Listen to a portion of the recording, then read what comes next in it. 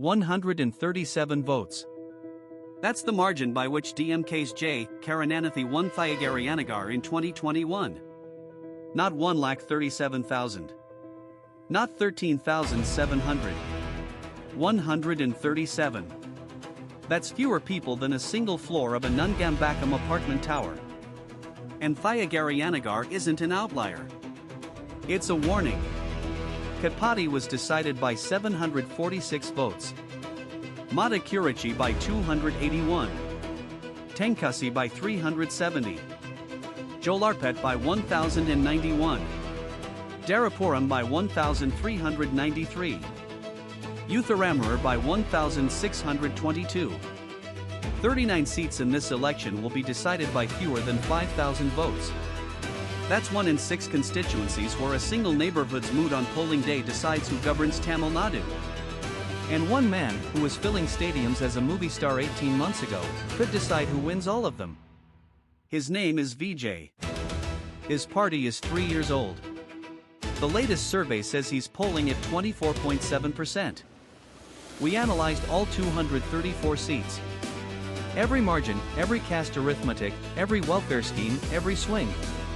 Here's what the data actually says, and what it can't say. Tamil Nadu has an iron law of politics. Or at least, it used to. Since 1967, power swings between the two Dravidian parties like clockwork. 2006, DMK sweeps in. 2011, Jayalalitha storms back. 2016, she should lose, but she doesn't. 2021, Stalin finally gets his turn. The Tirumba pattern, the constant swinging back, has governed this state for 60 years. So the obvious question for 2026 is this. Does the pendulum swing back to AIADMK? Here's where it gets interesting. The pendulum isn't swinging. It's fracturing. In 2016, AIADMK polled at 40.8%. By 2021, that dropped to 37.2%, a loss of 3.6 points. DMK went from 39.7% to 44.5%, gaining 4.8 points. But in 2026, both DMK and AIADMK are projected to lose vote share. AIADMK's estimated share has eroded further, from 37.2% down to roughly 33.6%. That's a party bleeding out. But DMK isn't gaining those votes either. So where are they going? You already know the answer. TVK. Tamilaga Vettri Kazhagam. Vijay's party. The latest Vikatan Survey puts them at 24.7%. That's not a protest party number. That's a real force. But here's the thing nobody wants to say out loud. The 2016 exception. Jayalalitha broke the pattern. She became the first Tamil Nadu chief minister in 30 years to win re-election. How? 3 things. 1. The Amma welfare shield, branded rice, branded water, branded everything with her face on it. 2. DMK was shackled to Congress, whose brand was toxic after the 2G scam. 3. Vikatan DMDK split the anti-incumbency vote. The anger existed, but it had too many destinations and no clear address. In 2016, AIADMK polled 40.8%. DMK plus Congress got 39.7%. Others, including DMDK and PMK, polled 19.5%. Sound familiar? In 2026, Stalin is running Jayalalitha's playbook. Magular Yuri Mythogai, the women's monthly cash transfer, is his version of Amma Canteen. And TVK, like DMDK before it, might split the anti-incumbency vote wide open. 62% of voters say they want Achi Matram, regime change. The question is whether that anger has 1 address or 3. Now let me walk you through this state the way a booth agent would. Region by region. Because the statewide number tells you nothing. Tamil Nadu is 5 different elections happening at once. Start with Chennai. 16 seats. Ground Zero. DMK swept all 16 in 2021. All 16. Margins weren't close, ranging from 27,000 to 70,000 votes. Udhayanati Stalin won Chapakthai by 69,355 votes. MK Stalin himself won Kolathur by 70,384. But look at what happens under pressure. In Scenario A, the consensus projection, DMK holds 15 of 16. But in Scenario B, the stress test, DMK holds only 6. 3 flip to AIADMK. 8 become dead heats. 2 flip to TVK. This is where Vijay's impact is surgical. 13 of 16 Chennai seats have TVK rated as competitive or seat winner. And every single Chennai seat has a weak welfare shield. The Magular Urimai scheme doesn't resonate in urban areas where rent and inflation eat the cash transfer alive. Then there's Parambar. This is where Vijay himself is contesting. DMK won here by 54,976 votes in 2021.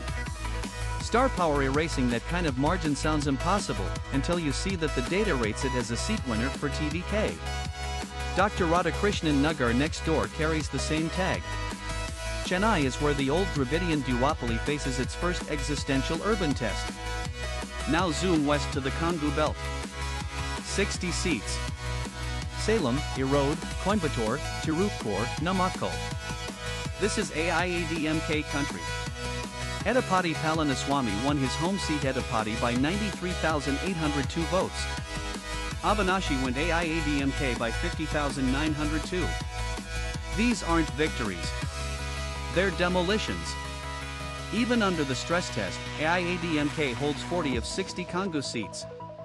This is the Cat-tie vote, the rock-solid base that survives everything. The BJP factor adds muscle in Coimbatore, where Vanathi Srinivasan won Coimbatore South by just 1,728 votes. But TVK's role here is different. It's not a seat winner but a vote cutter, rated so in 50 of 60 Kongu seats. It bleeds both sides without winning anything itself. This is DMK's worst region. Even in their 2021 tsunami, they won barely a third here. Move to the Delta and Central Tamil Nadu. 62 seats. Tanjavur, Trichy, Cuddalore, Nagapattinam. The old Dravidian heartland. This is DMK's insurance policy. In Scenario A, DMK holds 59 of 62. Even under stress, they hold 49. The welfare shield is rated strong across most rural seats here. But one constituency breaks the pattern. Tiruchirappalli East. It's one of just 3 seats in all of Tamil Nadu rated TVK seat winner. If Vijay wins anywhere outside Chennai, it's Trichy East. Southern Tamil Nadu, 53 seats. The South holds. DMK gets 45 of 53 even under stress. North Tamil Nadu, 43 seats, is volatile. 14 seats flip to AIADMK under Scenario B at 12 become dead heats. Katpadi's 2021 margin was 746 votes. Genuinely too close to call. Now forget the fortresses. The real election lives in 101 seats identified as tight contests. 39 had 2021 margins under 5,000 votes. In Scenario B, 53 seats across the entire state become dead heats. That's nearly 1 in 4. Thiyagarayanagar at 137. Madakurachi at 281. Tenkasi at 370. Katpadi at 746. The most likely outcome, at 45% probability, is Scenario B. DMK scrapes past 118, holds a narrow majority, but loses 30+ seats from 2021. AIADMK recovers to somewhere between 85 and 105.